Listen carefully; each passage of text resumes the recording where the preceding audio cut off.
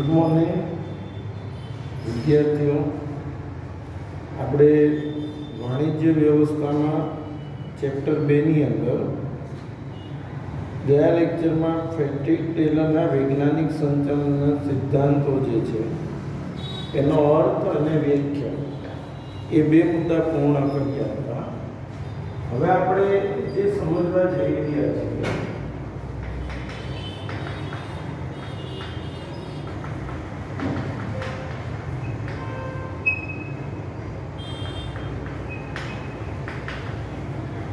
ये છે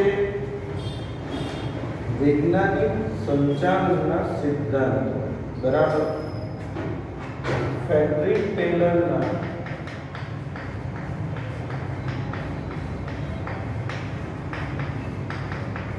વૈજ્ઞાનિક સંચાલનના સિદ્ધાંતો.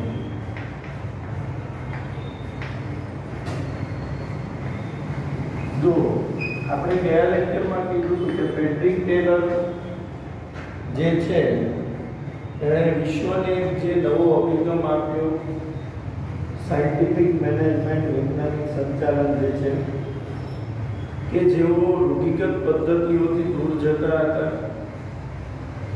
અત્યાર સુધી જે વર્ષો જૂની પદ્ધતિઓ ચાલતી હતી તેને સંચાલકીય સમયનો બગાડ ગણાવ્યું હતું અને એણે એક આધુનિક અભિગમ આપ્યો. પણ એમનું જે આ પગલું છે એ ક્રાંતિકારી પગલું હતું, કારણ કે એમના જે વિચારો છે એની અંદર કોઈ પણ બાબતો જૂની ન હતી. દરેક જગ્યાએ એણે આધુનિકતાની વાત કરી છે. તો હવે આપણે એના સિદ્ધાંતો છે એને સમજીએ છીએ. જો પહેલા આપણે એની પર જે લખેલું છે વાંચીએ, પછી આપણે એના જે 8 સિદ્ધાંતો છે સમજીએ. ફ્રેડરિક ટેલરનો વૈજ્ઞાનિક સંચાલનનો અભિગમ એક ક્રાંતિકારી પગલું હતું. તેઓ રૂઢિગત ચીલાચાલુ પદ્ધતિથી દૂર હતા. કામદારો અને માલિકો એક સૂત્રતાથી કામ કરે તે હેતુસર તેમણે વૈજ્ઞાનિક સંચાલનના સિદ્ધાંતો આપ્યા જે નીચે મુજબ છે. ફ્રેડરિક ટેલરના જે સિદ્ધાંતો તેમાં વૈજ્ઞાનિક પદ્ધતિ. તમને કીધું હતું કે વૈજ્ઞાનિક સંચાલનમાં એમ કીધું છે કે તમારે વૈજ્ઞાનિક પદ્ધતિઓનો ઉપયોગ કરવો જોઈએ. ઉત્પાદન કરવા માટેની જે શ્રેષ્ઠ પદ્ધતિ છે, આધુનિક પદ્ધતિ છે, એનો ઉપયોગ કરવો જોઈએ. કારણ કે તમે જો આધુનિક પદ્ધતિથી ઉત્પાદન કરશો, નવી જે શ્રેષ્ઠ પદ્ધતિ છે તેનાથી ઉત્પાદન કરશો તો ઉત્પાદન અને ઉત્પાદકતામાં ઘણો વધારો થશે. એટલે પહેલું એને શું સૂચન કર્યું છે કે વૈજ્ઞાનિક પદ્ધતિનો ઉપયોગ કરવો જોઈએ. આધુનિક ટેકનોલોજી જે છે એનો ઉપયોગ કરવાનું સૂચન ફ્રેડરિક ટેલરે કર્યું છે. બરાબર. તો જો કાર્ય કરવા રૂઢિગત પદ્ધતિઓના ઉપયોગનો ત્યાગ કરી, રૂઢિગત એટલે વર્ષો જૂની જે પદ્ધતિ ચાલી આવતી તેનો ત્યાગ કરી નવી વૈજ્ઞાનિક પદ્ધતિ અપનાવી જોઈને કાર્યનું વૈજ્ઞાનિક વિશ્લેષણ કરી શ્રેષ્ઠ કાર્ય કેવી રીતે થાય તેનો વિચાર કરવો જોઈએ. એટલે ફ્રેડરિક ટેલરે શું કીધું છે? રૂઢિગત પદ્ધતિઓ હતી એનો ત્યાગ કરો, વર્ષોથી જે સિસ્ટમ ચાલી આવે છે એનો ત્યાગ કરો અને આધુનિક પદ્ધતિએ ઉત્પાદન કરો. આધુનિક પદ્ધતિ ઉત્પાદન કરી તેનું યોગ્ય રીતે મૂલ્યાંકન કરો જેથી તમને સારું પરિણામ મળી શકે. ત્યારબાદ આયોજન અને અમલીકરણ. આયોજન અને અમલીકરણ. ફ્રેડરિક ટેલરે આયોજન અને અમલીકરણના કાર્યને જુદું પાડ્યું છે. તો યાદ રાખો, પહેલા કેવું હતું? આયોજન પણ કામદારો કરતા અને અમલીકરણ પણ કામદારો કરતા. એના લીધે શું થતો? સમયનો બગાડ થતો, જરૂરિયાત કરતા વધુ સમય વેડફાતો. કઈ રીતે સમજાવું? ધારો કે માલિકે 50 વસ્તુઓ બનાવવાની છે. કોઈ કંપનીની અંદર માલિકે 50 ઇલેક્ટ્રોનિક્સની કંપની છે, 50 ઇસ્ત્રી બનાવવાની છે. તો એણે કામદારોને પૂછ્યું કે આપણે આ 50 ઇસ્ત્રી બનાવવી. એટલે કામદારો કહે છે કે આમ દરરોજની એ લોકોને ખબર છે કે આપણે 10 ઇસ્ત્રી બનાવી શકીએ, તો કે 5 દિવસમાં બની જાય, એમને ખ્યાલ છે. પણ કામદારો શું કરશે? તો કે પ્લાનિંગ કરશે એ પ્રમાણે 5 ની બદલે 7 દિવસનું પ્લાનિંગ કરશે. તો આમાં 7 દિવસ જશે. એટલે આયોજન છે એ કોણે કર્યું? કામદારો. એટલે એને માલિકોને મોકલી દીધું કે એટલું બનાવતા આટલા દિવસ લાગશે.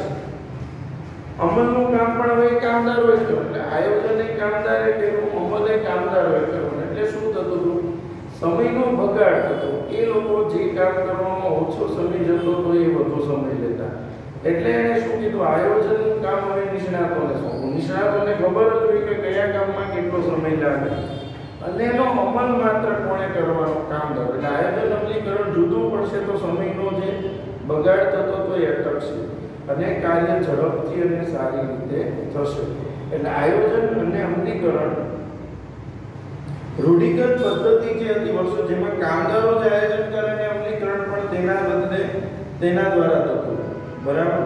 હવે તેના બદલે આયોજનનું કામ નિષ્ણાતો કરે અને કામદારો તેનું અમલીકરણ કરે તેવું હોવું જોઈએ. એટલે પહેલા આયોજન અમલીકરણ કામદાર કરતા, હવે આયોજન નિષ્ણાત કરશે અને અમલ માત્ર કામદારોએ કરવાનો છે. ત્રીજું, કાર્ય વિશ્લેષણ. કાર્ય વિશ્લેષણ. હવે આ નિયમ છે કે ઓછા ખર્ચે અને ઝડપથી કામ કરવા માટે ખૂબ જ જરૂરી છે. ઓછા ખર્ચે અને ઝડપથી, અને એ માટે કાર્યનું વિશ્લેષણ કરો. કાર્ય વિશ્લેષણ કરવાથી શું થશે, તમને ખ્યાલ આવશે કે કયા કામની અંદર કેટલો સમય જોશે. તો જો ઓછા ખર્ચે અને ઝડપથી કામ કરવા માટે કાર્ય વિશ્લેષણ ઉત્તમ છે, જેમાં સમય નિરીક્ષણ, ગતિ નિરીક્ષણ અને થાક નિરીક્ષણ, ત્રણ નિરીક્ષણ જે આપણે ડિટેલમાં ભણવાના છે. સમય નિરીક્ષણ, ગતિ નિરીક્ષણ અને થાક નિરીક્ષણ નો અભ્યાસ કરવામાં આવે છે. ચોથું છે તો કે પ્રમાણીકરણ. હવે યાદ રાખો,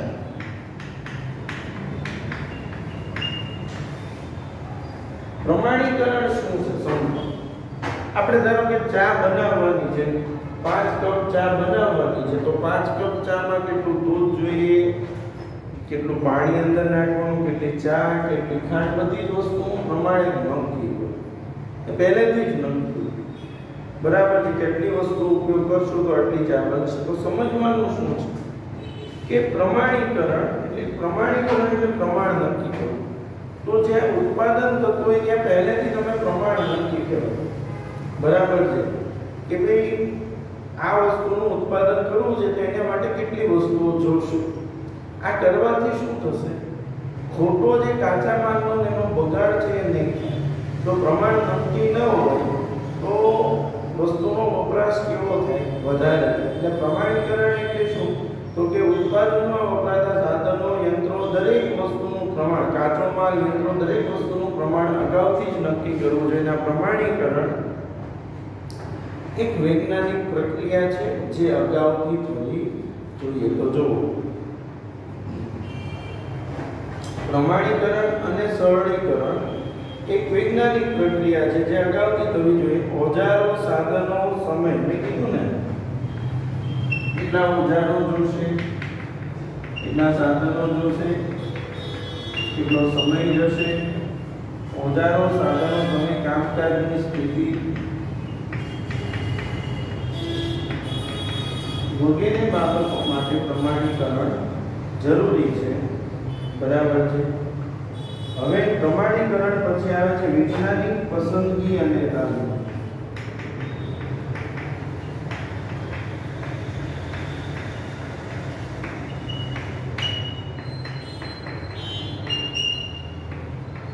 વૈજ્ઞાનિક પસંદગી એટલે કામદારોની વૈજ્ઞાનિક ઢબે પસંદગી કરવી જોઈએ. વૈજ્ઞાનિક પસંદગી એટલે વ્યક્તિની બુદ્ધિ, જ્ઞાન, આવડત આ બધું ધ્યાનમાં લઈને જે પસંદગી કરવામાં આવે છે એને વૈજ્ઞાનિક પસંદગી કહેવાય. અત્યાર સુધી શું થતું કે વૈજ્ઞાનિક પસંદગી ન હતી. હવે શું છે કે જે માણસ જે કામમાં નિષ્ણાત હોય એને જ જગ્યાએ પસંદ કરે.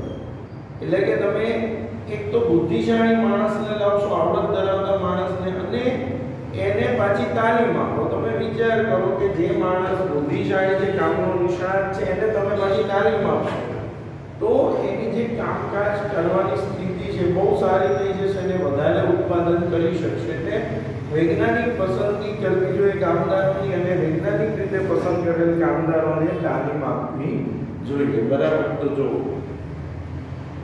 કામદારોની પસંદગી યોગ્ય રીતે વૈજ્ઞાનિક ધોરણે થવી જોઈએ. વૈજ્ઞાનિક ધોરણો માટે શું છે? વૈજ્ઞાનિક ધોરણ શું છે કે કામદારોને નક્કી કરવા શિક્ષણ, કૌશલ્ય, આવડત, શારીરિક શક્તિ, તાલીમ. કૌશલ્ય, શિક્ષણ, આવડત, શારીરિક શક્તિ અને તાલીમ વગેરેને માપદંડ તરીકે ધ્યાનમાં લઈ શકાય. આ ઉપરાંત કર્મચારીઓને એવી કામગીરી સોંપવી જોઈએ કે જે તેના શિક્ષણ, અભ્યાસ અને કૌશલ્યને અનુરૂપ, એટલે વ્યક્તિની આવડત, શિક્ષણ, કૌશલ્યને અનુરૂપ હોય એ જ કામ એને સોંપવું જોઈએ. દાખલા તરીકે કોઈ વ્યક્તિ છે એ કોઈ એકાઉન્ટનો નિષ્ણાત છે, તો એકાઉન્ટનું જ કામ સોંપવું જોઈએ. પછી તમે એને બીજા કોઈ વિષયોનું કામ સોંપો તો એમાં મજા આવશે. એટલે જે વ્યક્તિ જે કાર્યનો નિષ્ણાત હોય તેને જ તે કાર્યની સોંપણી કરવી જોઈએ. જે તેના શિક્ષણ, અભ્યાસ અને કૌશલ્યને અનુરૂપ હોય. સમયાંતરે કામદારોની કાર્યક્ષમતા વધારવા તાલીમનો ઉપયોગ પણ થવો જોઈએ. વળી તેમની કાર્યરુચિ જાણવા વિવિધ પ્રકારની વૈજ્ઞાનિક કસોટીનો ઉપયોગ કરવો જોઈએ. એટલે વૈજ્ઞાનિક પસંદગી અને તાલીમ. ત્યારબાદ નાણાકીય ઉત્તેજન, કે તમે જે વૈજ્ઞાનિક, તમે જે આધુનિક વ્યક્તિ, આધુનિક પદ્ધતિ પસંદ કરેલો છે તેને નાણાકીય ઉત્તેજન એટલે કે કામના બદલામાં પૂરતું વળતર મળવું જોઈએ. અને જે વ્યક્તિ વધારે કામ કરે ને વધુ વેતન અને ઓછું કામ કરે ને ઓછું વેતન, આનાથી શું કરશે કે ભાઈ દરેક વ્યક્તિને વધુ કામ કરવાની ઈચ્છા થશે કે ના ભાઈ હું વધુ કામ કરીશ તો મને વધુ પૈસા મળશે તો મારે વધુ કામ કરવું જોઈએ. તો આ નાણાકીય ઉત્તેજનની વાત છે. જો કોઈ પણ કામદાર કામ કરે છે એ શેના માટે કરે છે? પૈસા માટે. એને કામના બદલામાં જો યોગ્ય વળતર ના મળે એને કામ કરવાની મજા આવતી નથી. એટલા માટે કામદારોને નાણાકીય ઉત્તેજન આપવું જોઈએ. તો જો કુશળ કામદારોને નાણાકીય અને અન્ય પ્રકારના ઉત્તેજન આપવા જોઈએ. આ માટે વિવિધ પ્રકારની ઉત્તેજક વેતન યોજનાની ભલામણ કરવામાં આવી છે. દરેક કામદારના વ્યક્તિગત ઉત્પાદનના આધારે આ પ્રથા અપનાવવી જોઈએ. તેમના વેતન દર ધારણાના આધારે નહીં પરંતુ વૈજ્ઞાનિક અભ્યાસથી નક્કી કરવા જોઈએ. ત્યારબાદ કરકસર.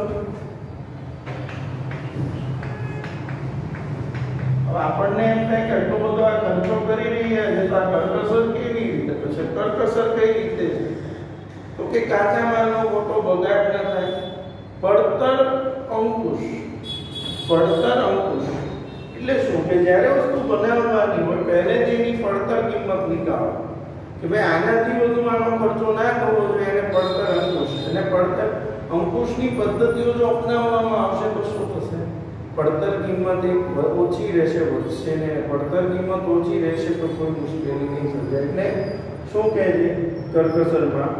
વૈજ્ઞાનિક સંચાલનના અમલ દરમિયાન નાણાકીય ઉત્તેજન પેલા વાંચીએ. કુશળ કામદારોને નાણાકીય અને અન્ય પ્રકારના ઉત્તેજન આપવા જોઈએ. આ માટે વિવિધ પ્રકારની ઉત્તેજક વેતન યોજનાની ભલામણ કરવામાં આવી છે. દરેક કામદારના વ્યક્તિગત ઉત્પાદનના આધારે વ્યક્તિ જેટલું કામ કરે એટલું એને વેતન મળશે. વ્યક્તિગત ઉત્પાદનના આધારે આ પ્રથા અપનાવી જોઈએ. તેમના વેતન દર ધારણાના આધારે નહીં પરંતુ વૈજ્ઞાનિક અભ્યાસથી નક્કી થવા જોઈએ. ત્યારબાદ કર્કશ. મેં કીધું એ પ્રમાણે વૈજ્ઞાનિક સંચાલનના અમલ દરમિયાન માત્ર વૈજ્ઞાનિક અને ટેકનિકલ આધારો ધ્યાનમાં ન લેવાતા ઓછી પડતર પર ભાર મૂકવો જોઈએ. પડતર કિંમત ઘટેનું ધ્યાન રાખવું જોઈએ.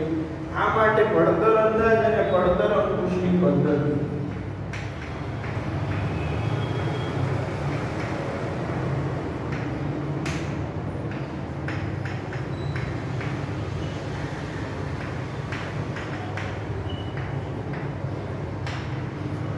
પડતર અંદાજ અને પડતર અંકુશની પદ્ધતિઓનો વિચારી અને વિચલનો શોધી તેનો અભ્યાસ અને ઉકેલ લાવવો જોઈએ. છેલ્લે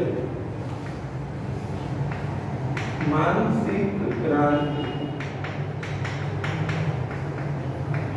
કામદારો અને માલિકોએ સંઘર્ષમાંથી બહાર નીકળવું જોઈએ અને બંને પક્ષે માનસિક ક્રાંતિ થવી જોઈએ. બંને સંવાદિતા તરફ આગળ વધવું જોઈએ. તો જો માલિકો અને મજૂરો વચ્ચે ધ્યેયની સિદ્ધિ માટે માનસિક ક્રાંતિ થવી જોઈએ. માનસિક સંવાદિતા માલિકો અને કામદારો વચ્ચે તણાવ ઘટાડે છે અને ધ્યેય સિદ્ધિ સરળ બને છે. તો આ થયા વૈજ્ઞાનિક સંચાલનના સિદ્ધાંતો. હવે વૈજ્ઞાનિક સંચાલનના સિદ્ધાંતો પૂરા થાય પછી આવે છે વૈજ્ઞાનિક સંચાલનની પ્રયુક્તિઓ. આ વૈજ્ઞાનિક સંચાલનની જે પ્રયુક્તિઓ છે એની વાત કરીએ તો એમાં છે સમય નિરીક્ષણ,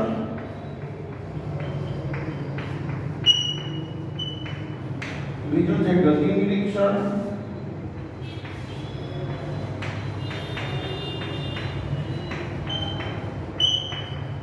અને ત્રીજું છે ભિન્ન વેતન દરની પદ્ધતિ.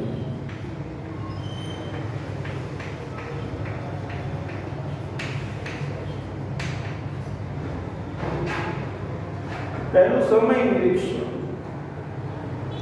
તો સમય નિરીક્ષણની વાત કરીએ તો કે કોઈ પણ કાર્યનો ભાગ પૂરો કરવામાં કેટલો સમય જશે અગાઉથી નક્કી કરવું એને કહેવાય સમય નિરીક્ષણ. બરાબર. એટલે ટૂંકમાં હું તમને એમ કહું કે ભાઈ આજે ટીવી બનાવવાનું છે તો કે ભાઈ ટીવી બનાવવાના જે બધા પાર્ટ છે તો ભાઈ ટીવી નું રિમોટ છે.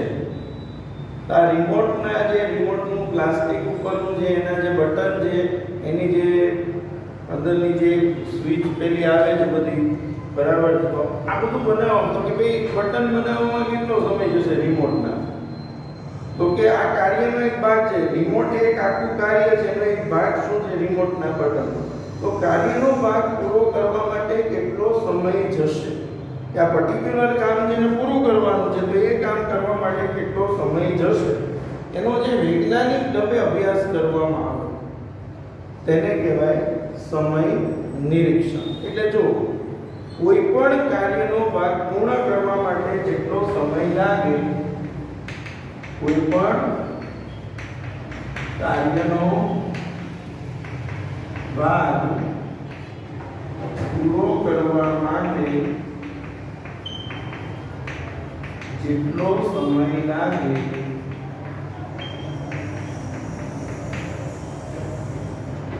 તે અંગે વૈજ્ઞાનિક રીતે કરવામાં આવતો અભ્યાસ, વૈજ્ઞાનિક રીતે કરવામાં આવતો અભ્યાસ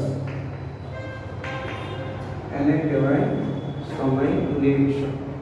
આ કાર્ય કરવા માટે સામાન્ય સંજોગોમાં જે સમય નક્કી કરવામાં આવે છે આ કામ પૂરું કરવા એક સમય નક્કી થાય કે આ બટન બનાવવામાં આટલો સમય થશે. તો જ્યારે કોઈ કાર્ય પૂરું કરવા માટેનો જે સમય પહેલેથી જ નક્કી કરવામાં આવે છે તેને કહેવાય પ્રમાણ સમય.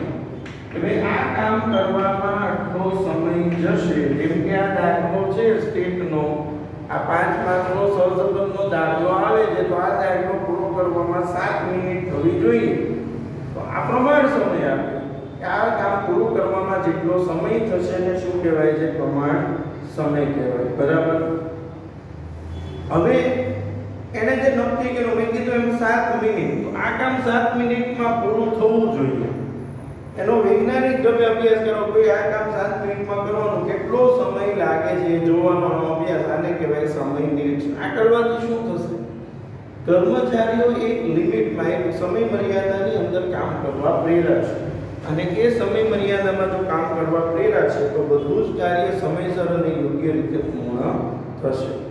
એટલે જે કાર્ય જે સમયમાં પૂર્ણ થવું જોઈએ તેનો કાળજીપૂર્વક અભ્યાસ એ સમય નિરીક્ષણ છે. ઉત્પાદનના સાધનોનો ઇષ્ટતમ, તમારે કોઈ સાધન છે પડવું ન રહે, શ્રેષ્ઠ ઉપયોગ થાય તમે ઈચ્છો છો તેના માટે આ ખૂબ જ જરૂરી છે. ઇષ્ટતમ ઉપયોગ કરવાની દિશામાં તથા સમયસર લક્ષ્યાંકો સિદ્ધ કરવા માટે સમય નિરીક્ષણ ઉપયોગી છે. બીજું છે ગતિ નિરીક્ષણ. હવે ગતિ નિરીક્ષણ એટલે કામકાજમાં જ્યારે જે કામકાજ થતું હોય એ બિનજરૂરી કે હલનચલનમાં યંત્રોની હેરાફેરીમાં એક સ્થળેથી બીજા સ્થળે આ હેરફેરમાં જે સમય બરબાદ થાય છે એનો અભ્યાસ કરવાની વાત છે. જો તમારી ગતિ ક્યારે સારી રહે? ગતિ નિરીક્ષણ શું છે કે જો આડેધડ બધા એક યંત્ર અહીંયા હોય, બીજું યંત્ર છેલ્લે હોય, ત્રીજું વચ્ચે હોય, ચોથું છેલ્લે હોય, પાંચમું આગળ હોય, અહીંયાથી પાછળ વસ્તુ છે પાછળથી વચ્ચે આવે, આ રીતે તકલીફ થશે. એટલે અહીંયા શું છે કે તમે ગતિ નિરીક્ષણ માટે તમારે યોગ્ય રીતે એની ગોઠવણી કરવી જોઈએ યંત્રોની લઈને, જેથી કરીને એક વસ્તુ બની ત્યાંથી તરત બીજાથી ત્રીજા એ રીતે આગળ જશે અને છેલ્લે વસ્તુ બનીને બહાર નીકળશે. તો ગતિ નિરીક્ષણ એટલે બિનજરૂરી ખોટી દિશામાં થતા બિનકાર્યક્ષમ હલનચલનમાંથી ઉદ્ભવતા બગાડને દૂર કરવાની પદ્ધતિ. બિનજરૂરી ખોટી દિશામાં જે હલનચલન છે, મેં કીધું અહીંયા વસ્તુ બની, હવે તમે છેલ્લે મોકલો, પાછું ત્યાંથી અહીંયા આગળ આવે, પાછું પાછળ આવી રીતે ગોઠવણી કરેલી હોય તો સમય ખૂબ જ જશે, સ્પીડ આવશે નહીં, કારણ કે વસ્તુ એક જગ્યાએથી બીજી જગ્યાએ લાવવા લઈ જવામાં જોતું સમય જાય. એટલા માટે શું કહે છે કે ભાઈ કામદાર કાર્ય સમયે જે હલનચલન કરે છે તેનો જો ધ્યાનપૂર્વક અભ્યાસ કરવામાં આવે તો હલનચલનની ખોટી પ્રક્રિયા દૂર કરી, કીધું ને એક જગ્યાએથી બીજી જગ્યાએ જે હરફર કરવું પડે એને દૂર કરી કામદારોનો ઔદ્યોગિકતા દૂર કરી શકે છે, તેમજ ઉત્પાદકતામાં પણ વધારો કરી શકે. ગતિ નિરીક્ષણનો મુખ્ય ઉપયોગ શ્રમના લઘુત્તમ પગારની પદ્ધતિ માટે યોજના શોધવાનો અને તેનો અમલ કરવાનો છે. ત્યારબાદ એને જે વાત કરીએ છે ભિન્ન વેતન દરની પદ્ધતિ. હવે ભિન્ન વેતન દર એટલે શું? જે માણસ જે પ્રમાણે કામ કરે એ પ્રમાણે જે વેતન મળવું જોઈએ. અલગ અલગ ઘણી પદ્ધતિઓ છે. એક ફિક્સ વેજ સિસ્ટમ કે ભાઈ જેટલી વસ્તુ બનાવે એટલા રૂપિયા મળશે. પછી એક ફિક્સ વેજ છે કે એટલું જ વેતન તમને મળશે. તો એને ભિન્ન વેતન દરની પદ્ધતિ એટલા માટે આપી કે જો ધંધામાં બે પ્રકારના કામદારો, એક સામાન્ય કામદારો કે જે બધા સરખું જ ઉત્પાદન, અને એક એવા નિષ્ણાતો પણ હોય છે જે બીજા કરતા વધુ કામ કરે. તો જે બીજા કરતા વધુ કામ કરે એને વધુ વેતન પણ મળવું જોઈએ. તો જો કામદારોને તેમના કામના સમયના આધારે વેતન સંબંધિત ઉત્તેજન આપવાની પદ્ધતિ. કામદારોને તેમના કામના સમયને આધારે વેતન સંબંધિત ઉત્તેજન આપવાની પદ્ધતિ એટલે ભિન્ન વેતન દરની પદ્ધતિ. ઉત્પાદન વૃદ્ધિ માટે કામદારોને ઉત્તેજન આપવા માટે ટેલરે ઉત્તેજક વેતન પ્રદાનની હિમાયત કરી હતી. કારખાનામાં કામ કરતા દરેક કામદારોની કાર્ય કરવાની ક્ષમતા અલગ અલગ હોય છે. આ હકીકતને ધ્યાનમાં રાખીને કાર્યદક્ષ કામદારોને વધુ ઉત્પાદનના સંદર્ભમાં વધુ વેતન મળવું જોઈએ અને ઓછી કાર્યક્ષમતાવાળા કામદારોને ઓછું વેતન મળવું જોઈએ. જો કાર્યદક્ષ કામદારોને વધુ વેતન અને ઓછી કાર્યક્ષમતાવાળા કામદારોને ઓછું વેતન મળવું જોઈએ. આ બાબત ધ્યાને રાખીને ટેલરે ભિન્ન વેતન દરની પદ્ધતિ આપી છે. બરાબર. એટલે અહીંયા આ વૈજ્ઞાનિક સંચાલનની પ્રયુક્તિઓમાં સમય નિરીક્ષણ, ગતિ અને ભિન્ન વેતન દરની પદ્ધતિ. વિદ્યાર્થીઓ, આજે આપણે બે ટોપિક શીખ્યા. એક છે ફ્રેડરિક ટેલરના વૈજ્ઞાનિક સંચાલનના સિદ્ધાંતમાં એક મોસ્ટ આઈએમપી પ્રશ્ન છે. બરાબર. તમારે આખો જે આ જવાબ છે એ લખીને પાકો કરવાનો છે તો તમને સરળતાથી આવડી જશે અને આ વિડિયો એક બે વખત જોશો એટલે આખું સમજાઈ પણ જશે. બીજું, પ્રયુક્તિઓમાં સમય, ગતિ અને ભિન્ન વેતન દરની પદ્ધતિ તો આ પણ તમારે તૈયાર કરવાનું છે જેથી કરીને તમે સરળતાથી એનો અભ્યાસ કરી શકો. એટલે આ ત્રણ પ્રશ્નો અને આ એક મોટો પ્રશ્ન, આ 4 પ્રશ્નો આજે તમારે આ વિડિયોના આધારે લખીને તૈયાર કરવાના છે. અને બીજું, આવતા લેક્ચરમાં આપણે હેનરી પેયોલના જે સંચાલનના સિદ્ધાંતો છે એનો અભ્યાસ શરૂ કરવાનો છે. પહેલા હેનરી પેયોલ શું છે, કોણ હતા, એને એની જે યુક્તિઓ કઈ છે, પછી એની જે સિદ્ધાંતો છે તે સમજીશું. બરાબર છે. અને ખાસ તમને કહું કે આ વિડિયો તમે 2 થી 3 વખત જોશો તો તમને આ જે ચેપ્ટરનો આ ટોપિક છે એ સરળતાથી આવડી જશે. બરાબર છે. Thank you.